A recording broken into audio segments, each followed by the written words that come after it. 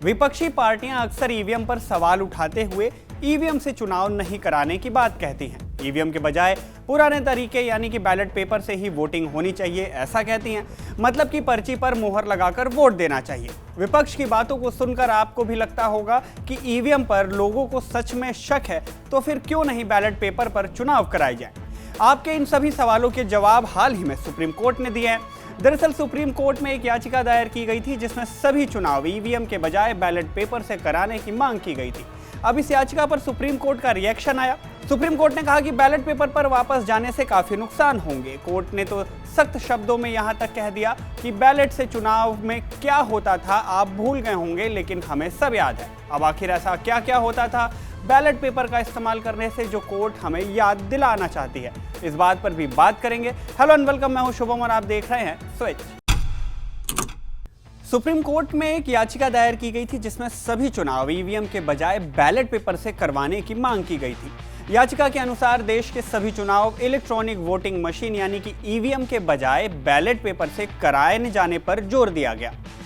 विपक्षी पार्टियां लंबे समय से ईवीएम पर सवाल उठाती रही हैं और बैलेट पेपर से चुनाव कराने की मांग करती आई हैं। याचिका में यह भी कहा गया कि सिर्फ असाधारण परिस्थितियों में ही ईवीएम से चुनाव कराने पर विमर्श किया जाना चाहिए। खैर, ताज़ा मामले में सुप्रीम कोर्ट ने याचिकाकर्ता के वकील प्रशांत भूषण से कहा, हम अपनी जिंदगी के छठे दशक में हैं। हम सभी जानते हैं कि जब बैलेट पेपर से मतदान होते थे तब क्या समस्याएं होती थी। हो सकता है आपको पता नहीं हो, लेकिन हम भूले नहीं हैं। अब इस याचिका पर सुप्रीम कोर्ट ने सीधे तौर पर इतिहास के पन्नों को पलटने का सुझाव दिया, यानी लोगों को बैलेट पेपर से होने वाली परेशानियों वाले काल को याद करने के लिए बोला है। खासकर कोर्ट ने बूथ कैप्चरिंग की घटनाओं को भी याद दिलाया। अब जिन्हें नहीं पता कि बूथ कैप्चरिंग क्या होती है, उन्हें हम बता दें कि बूथ कैप्चरिंग का मतलब होता है धांधली करके या गैर कानूनी रूप से फर्जी वोट डालना या सही वोटों को खराब करना।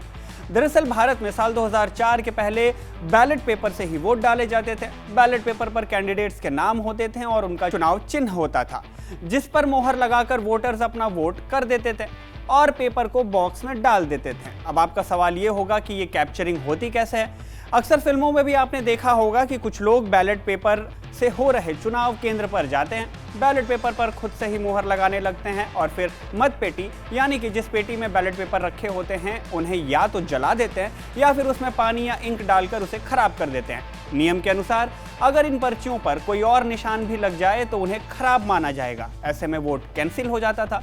बूथ कैप्चरिंग के शुरुआती मामलों में यही किया जाता था, जिससे एक पार्टी को फायदा पहुंच जाता था। लोगों को डरा धमकाकर, लोगों को भगाकर और फर्जी तरीके से वोट डालना भी बूथ कैप्चरिंग माना जाता है। हालांकि अब ईवीएम से चुनाव होने लगे, इसके बाद ऐसी घटनाएं देखने को नहीं मिलती हैं। खैर, अब वापस आते हैं अपने मुद्दे पर।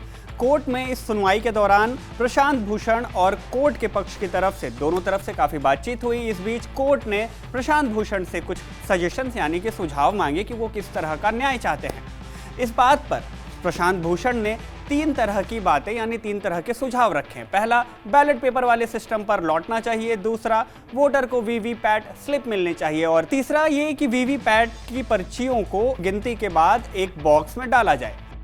अगर ईवीएम और वीवीपैट की गिनती के मिलान में कोई अंतर पाया जाता है तो सिर्फ वीवीपैट की गिनती को ही मान्यता दी जाए। अगर आप इलेक्शन से जुड़ी ये पहली वीडियो देख रहे हैं तो आपका सवाल हो सकता है कि ये वीवीपीएटी यानी वीवीपैट क्या होता है।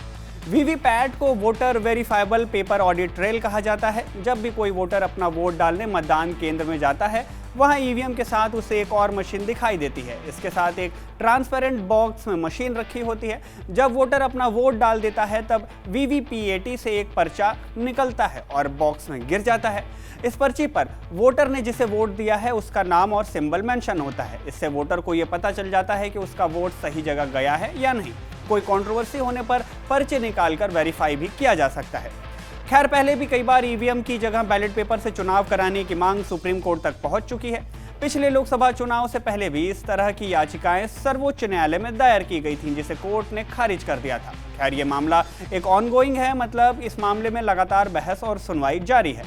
आपको क्या लगता है, क्या बैलेट पेपर से आज के दौर में चुनाव कराना सही होगा और क्या वाकई ईवीएम को लेकर उठ रहे सवालों में थोड़ा सा भी दम है? अपनी राय हमें कमेंट बॉक्स में ज़रूर बताएं और स्विच को ऐसे ही वीडियोस को देखते रहने के लिए सब्सक्राइब ज़रूर कर लें।